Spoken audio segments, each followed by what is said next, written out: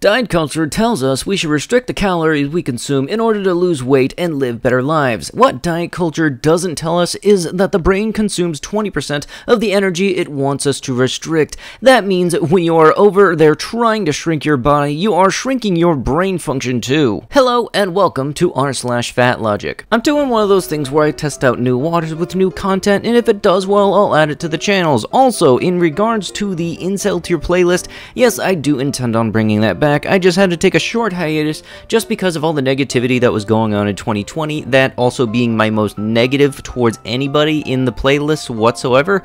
I figured that might help. It's more so a thing about my mental health, okay? Not acceptables: diagnosis, depression, prescription, being happy. Also not acceptable: diagnosis, anything. Prescription, lose weight. I do know that people usually get asked the whole "have you tried going on a diet" when they go to the doctors, because I could imagine I lost weight myself, and after losing weight, I felt a lot happier and more energetic. And to be honest, one of the reasons I want to do this playlist is kind of help to motivate myself to get back into the method of things and, you know, losing all that weight, because quarantine's got me getting thick. Because they closed down the gyms, and it's probably not a good idea to go to a place where people get sweaty constantly. But I'm on a diet. You will still be in the diet mentality if this: you count calories, you limit certain foods or food groups, you are just trying to be healthy but allow cheat meals, you track your daily steps just out of curiosity, you worry about food all the time, you use food and movement to control your body size, even if you aren't technically on a diet anymore. Wait, isn't that last one just in general how you control your body size? You know, like movement? I mean, there is plastic surgery, but that's a little bit pricey. I will say this: when I was on my diet, originally working on losing weight, it really did kind of suck when somebody said, "Hey, let's go out to Buffalo Wild Wings or something." So I did kind of say, yeah, I'd like to go, but at the same time, I was able to look through the menu, and the naked chicken tenders are actually a really good option because they're basically just unfried chicken.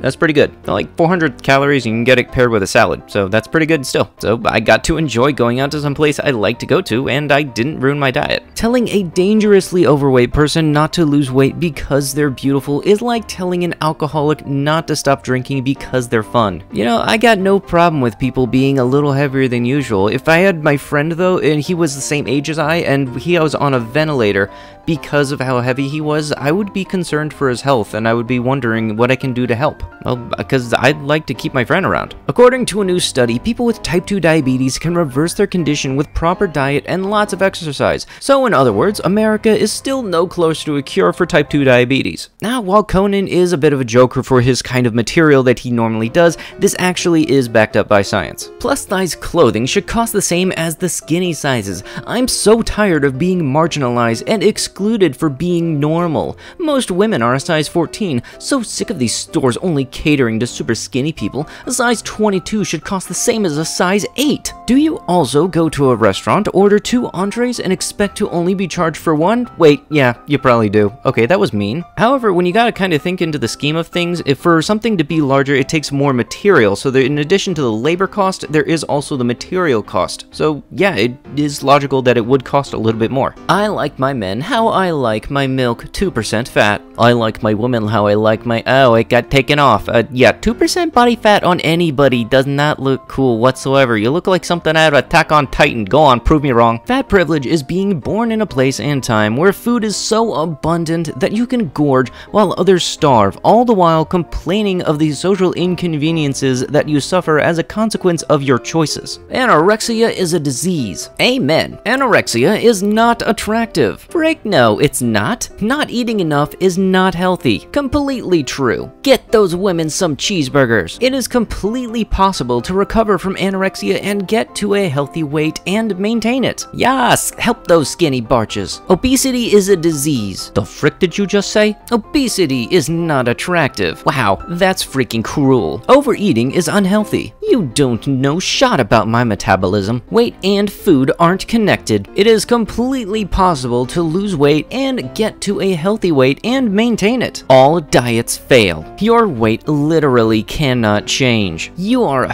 fat-phobic barch. Freaking delete your blog. Look, if you gotta support it one way, you gotta support it the other way. There's no double standard to this. The I eat healthy but still don't lose weight starter pack. Isn't Diet Pepsi worse than actual Pepsi? And you know, seeing this, it kind of remembers that I actually have some Subway coupons that are kind of just ruminating in my phone. Hey guys, I'm looking for a book of low-calorie recipes, about 7 1700 per day because the foods I've been eating have started to look the same. Does anyone have any recommendations? I greatly appreciate it. Okay, calorie counting doesn't work. I do it all the time and I gain weight. Just do intuitive eating instead of starving your body like you do before you regret it for good. Besides, why are you complaining? All you eat goes straight to your butt anyway. Look, I'm gonna be blunt since you decided you can comment on my eating and my body. You need an extra serving of reality instead of an extra serving of lasagna. First of all, I've witnessed how you eat firsthand and have seen what you log. You eat breaded chicken salads covered in cheese and Thousand Island or ranch. You only count the salad and log it as if it was grilled. Instead of drinking water or even a diet soda, you drink those big bottles of naked juice and you don't log those either. Second of all, girl, this is not the first time you have alluded to me starving my body. Eating frozen fruit bars instead of ice cream, thin garden vegetable pizzas instead of thick pepperoni, pickles instead of chocolate, and grilled chicken sandwiches instead of double quarter pounders is not starving my body. It's being disciplined and finding a middle ground while still satisfying my cravings. You thought you were doing something cute by commenting that, but I am not the one. Take several seats and reanalyze what you said because you look like a bigger butt than the one I apparently have. Calories being stored is exactly what causes people to gain weight. You're taking in more than you're expelling, so if you do the opposite, you're going to lose weight. The unfortunate side that some people and myself being guilty of is that as soon as you see progress, you decide to reward yourself and you go right back up and then you lose your motivation because you went backwards. Last time I lost weight, it took me 2 years to have that motivation to finally stick to it and be determined to do it. And now I gotta do that over again because I failed. When I started losing weight, I noticed people started talking to me or being nicer to me, and that my husband started being more affectionate towards me. I would lay in bed and think, frick man, people didn't like me before because I was fat, and I would feel bad. The kind of bad that you feel in your bones, it makes your body ache. I didn't like to think my worth was directly tied to my weight. What I've come to realize is that it's me. I'm nicer. I'm more approachable. I'm in a better mood. I smile. People want to talk to me because I want to talk to people. My husband is more affectionate with me because I'm more affectionate with him. They weren't measuring my worth by my weight, I was. I can definitely see this. I had lost about 70 pounds prior to me messing up, and I legit felt like I was like stronger, faster, better, all that stuff, and I liked it. I can tell you like it is. It's going to feel like you're pushing a boulder up a mountain, but once you get into the hang of things, that boulder gets to the top and the boulder starts going down and it just becomes easier and easier to do. The key to it is holding that confidence that you can do it the entire way. Now, different people have different metabolisms, that's true. Some people are going to be able to lose weight easier than you, but don't let that deter your confidence. So what if one person can do 100 steps in the time it takes for you to do one? You're both still moving in the right direction. If you're going to the gym and not seeing results, it's because of your genetics. It has nothing to do with the fact that you drink heavily and eat a whole pizza every weekend. You kinda just have to stick to it for a while. There's no bippity boo, you go once and you're done. I've been eating 1,000 calories a day for months now, and I still haven't lost weight.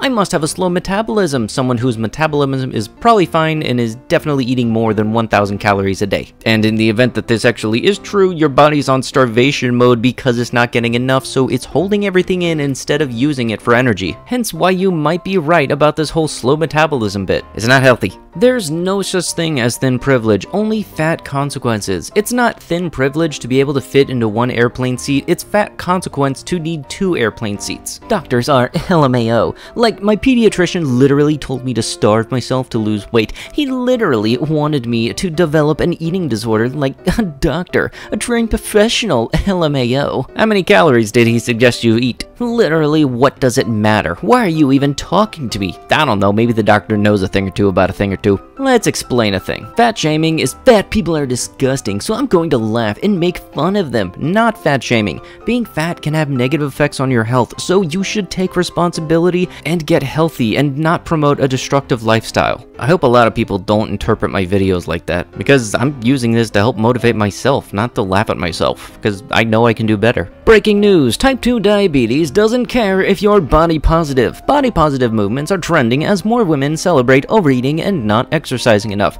But type 2 diabetes remains unimpressed. I mean, I'm glad you feel good about your body, but I'm still gonna get you. Type 2 diabetes said in its press release. You go, girl. The easily preventable disease added. You said calorie counting isn't normal. You know what else isn't normal? The way we live. It's not normal to wake up, sit in an office for 8 to 9 hours, sit in a car, and then be too tired for anything of physical exertion. It is not normal to spend your evenings at happy hour and have 8 different types of cuisines to dither over wine and/or margaritas, and then think that it's your genetics making you obese. Do you think any of this is normal? None of it is. So you know what? Yes, we do need to count our calories because humans never lived like this. It used to be that humans did manual labor from sunrise to sunset, and we ate what was available, which usually wasn't a lot. That is what normal was. We calorie count because we don't live a normal human existence. We live in a sedentary human existence, and we have so much food we have no idea what to eat. A client with obesity confided in me saying she feels guilty for wanting to lose weight because many have told her wanting to lose weight is a sign of self-hate. That is wrong. You can love yourself and want to lose weight/be healthier. They are not mutually exclusive. Okay, if anybody tries to bring you down because you want to improve yourself, just drop them right away. It's your choice to want to improve yourself or do anything basically. And hey, as long as it's not impeding on whatever they're doing, then there's no reason that they have any voice to say otherwise. So never ever feel guilty about wanting to improve yourself. Sure, I do feel kind of guilty that I failed a little bit and went back up, but you know what? If I did it once, I can do it again. And this time, I'm keeping it. And with that, that is going to have to be it with the video. If you would like what you had seen and you want to see more of these, be sure to slam the like button, comment down below, and start up a discussion. And if you haven't already, subscribe to the channel. I hope to see you guys in the future, and I'll be sure to see you guys in the next one. Thank you, and bye-bye.